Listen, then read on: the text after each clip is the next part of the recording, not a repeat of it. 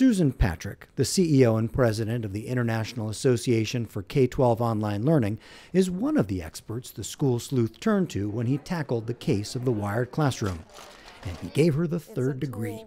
Here's part of his interrogation. If technology is just a tool, we can use that tool to just have the same digital content that we do in our textbooks. Mm-hmm. Or we can use that tool to ask different questions. I don't know what you mean.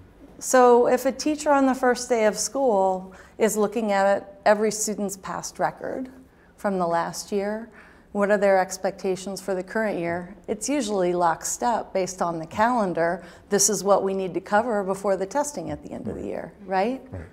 The heart of this is that if we're honest with ourselves, we say kids have some pretty big gaps when they come in. Even our bright kids have gaps. And if they have gaps in their learning, they're going to struggle on certain items going forward. So how can we create a learning environment that is truly student-centered? How do we give teachers tools to say, where is every child when they walk in the door? And how do I help empower not only myself as a teacher to personalize that instruction, but to empower students? Answer your own questions. How do you do that? You can use the technology in different ways. Tell me you can how. use the tools. So people talk a lot about adaptive software. Yeah. Software is only as good as the hands of the teachers that it's in. So adaptive tools can do several things. They can level where students are in literacy. That's really hard when you don't have technology in your hands. They can create adaptive search engines. They can find lots of different content that will help inspire and connect to students' interests. One of the most important things that technology can do is can create recommendation engines. If you're struggling on a lesson, you're just not getting it. You mean me, John, versus Joe or Nancy? That's right. In your class, you may have 25 different students.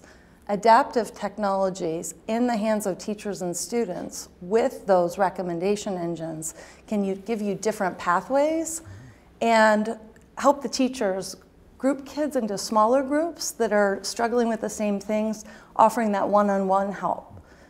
So when you ask students that are in some of these new blended learning environments, what is the student to teacher ratio in this classroom? In a classroom of 27 kids, they often answer 1-to-1 or 1-to-8. And we don't have language that's very good to talk about that because we see it all as whole classroom instruction with the teacher at the front lecturing.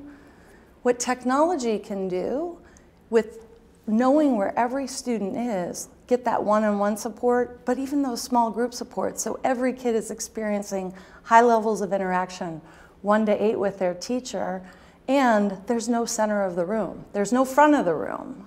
It's you're constantly learning on your pathway to maximize what you do in the classroom every day.